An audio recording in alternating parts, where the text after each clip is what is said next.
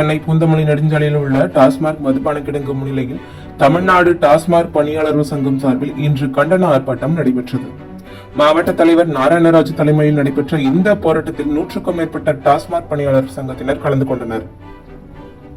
பாதுகாப்பு பணிக்காக 50க்கும் மேற்பட்ட போலீசார் குவிக்கப்பட்டனர். போராட்டத்தின் போது மருத்துவ செலவீட்டு தொகையை 100% வழங்க வேண்டும், 8 மாதம் நிலுவையில் உள்ள செலவீட்டு தொகையை உடனடியாக வழங்க வேண்டும், EPF கணக்கீட்டில் உள்ள குளறுபடிகளை சரி செய்ய வேண்டும், மதுக்கூடம் நடத்துபவர்களால் பணியாளர்களுக்கு உள்ள அச்சுறுத்தலை தடுக்க வேண்டும் உள்ளிட்ட 9 அம்ச கோரிக்கைகள் வலியுறுத்தி இந்த கண்டன ஆர்ப்பாட்டம் நடைபெற்றது.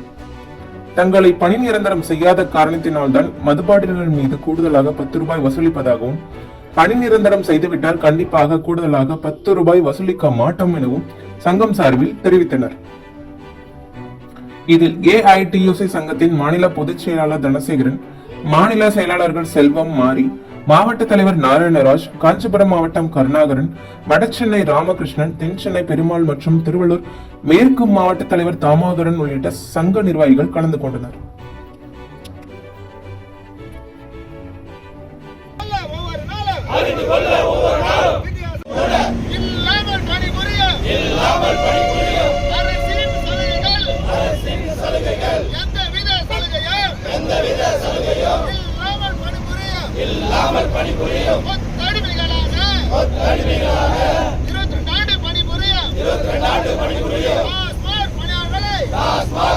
தமிழ்நாடு டாஸ்மாக் பணியாளர் சங்கம் AITC சார்பாக இறந்த பணியாளர்களுடைய குடும்பங்களுக்கு பல ஆண்டுகளாக அவரது குடும்பத்தை சார்ந்த அவருடைய மனைவி, பிள்ளைகளுக்கு வர வேண்டிய EPF தொகை வராமல் நிலுவையில் இருக்கிறது. இது சம்பந்தமாக டாஸ்மாக் நிர்வாகத்திடம் பல முறை கூறியும் இதுவரை அவங்களுக்கு நிரந்தர தீர்வு கிடைக்கவில்லை. அவர்கள் எந்த விதமான அவங்களுக்கு இறந்த பணியாளருடைய குடும்பங்களுக்கு வாரிசு வேலை கிடையாது, அவங்க நடுத்தெருவில் இருக்கிறாங்க, அவங்களுக்கு எந்த விதமான பணபலன்களும் கிடையாது, அரசாங்கத்தில் கிடைக்கக்கூடிய மகளிர் உரிமை தொகை கூட அவங்களுக்கு கிடையாது.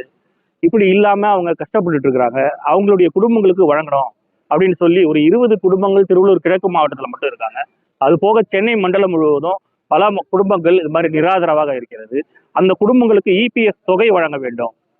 அது போக மாதந்தோறும் அந்த பணியாளர் கடைகளில் பணிபுரியக்கூடிய பணியாளர்கள் ESI திட்டத்துக்கு அவர்கள் ஏற்புடையவர்கள். ஆனால் டாஸ்மாக் நிர்வாகம் நாங்கள் ESIக்கு நிரந்தர இணையான ஒரு மருத்துவ சிகிச்சையை வழங்குறோம்னு ஒரு பொய்யான அறிக்கையை கொடுத்து நாங்களே தனியார் மருத்துவமனைகளை நோய்களுக்கு சிகிச்சை எடுத்து பல லட்சங்கள் வட்டிக்கு வாங்கி செலவு செய்து அந்த பணத்தை திரும்ப கொடுங்க அப்படி விண்ணப்பம் செய்தா மாதத்துக்கு ஒரு முறை மருத்துவ ஆய்வுக்குழு கூட வேண்டும். ஆனால் கடந்த 8 மாதங்களாக அந்த ஆய்வுக்குழு கூடவில்லை.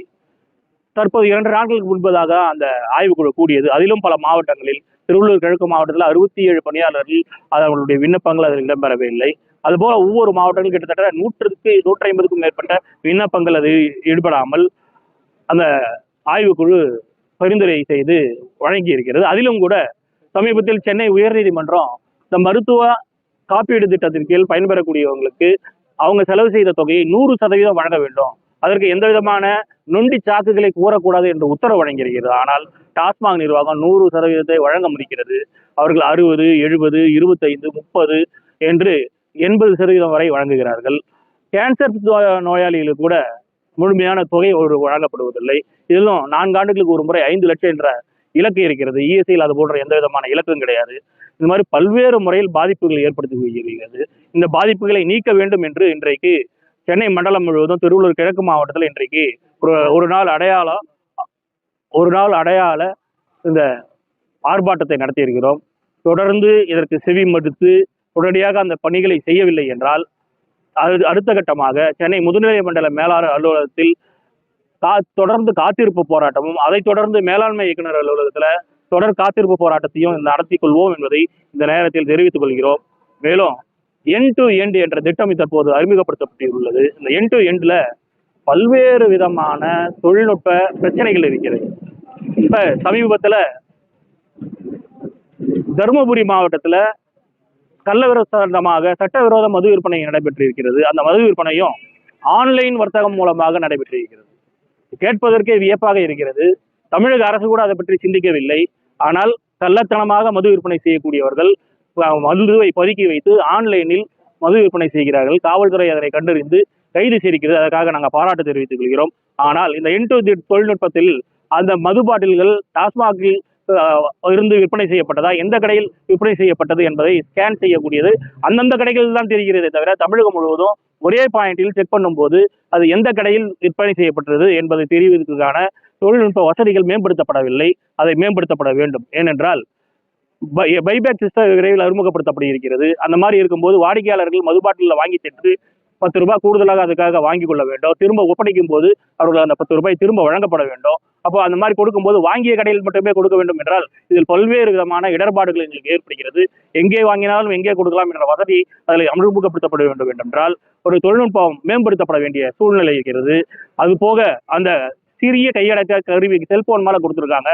12 மணி நேரம் அதையே தொடர்ந்து பார்த்து கொண்டிருக்கும் போது கண்களில் பல்வேறு விதமான கோளாறுகள் ஏற்படுகிறது. அதுல ரெட் வயலட் அல்ட்ரா வயலட் அதுல இருக்கிறதால கரு விழியை பாதிக்கக்கூடிய ஒரு சூழல் இருக்கிறது. எனவே அதை தடுப்பதற்காக ப்ளூரே கண்ணாடிகளை வழங்க வேண்டும் என்று இந்த நேரத்தில் கேட்டுக்கொள்கிறோம்.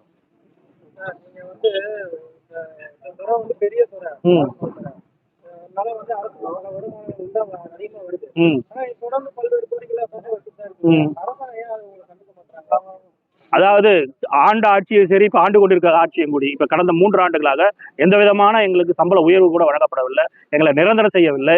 நிரந்தரம் செய்ய வேண்டும் என்று நாங்கள் கேட்டுக்கொண்டு இருக்கிறோம். ஆனால் இவர்கள் இதுக்கு எங்கள் அன்றாட செலவுகளுக்கு, அதாவது கடையில் உடையும் பாட்டிலுக்கு, மின்சார கட்டணங்களுக்கு, ஏற்றுக்கூலி இறக்குக்கூலி, இது போன்ற செலவினங்களுக்கு இன்னைக்கு இருக்கிறது என்பதை முன்னாள் அமைச்சர் மாண்புமிகு முத்துசாமி அவர்கள் கூட அவர்களுடைய செலவினங்கள் அதிகமாக இருக்கிறது, அதை வழங்க வேண்டியிருக்கிறது என்று கூறுகிறார்கள். அதற்காகத்தான் நாங்கள் கூடுதல் விலைக்கு விற்பனை செய்வதற்கு நிர்பந்தம் படுத்தப்படுகிறோம்.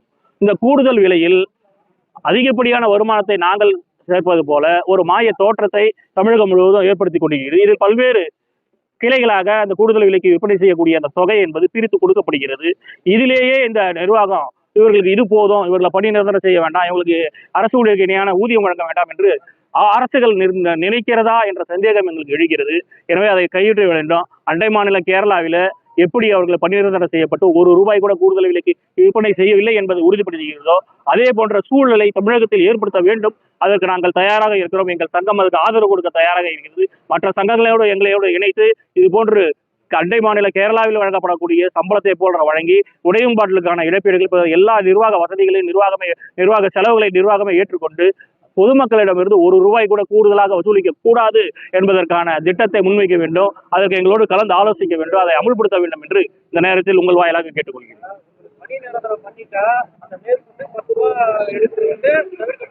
கண்டிப்பாக தவிர்க்கலாம்.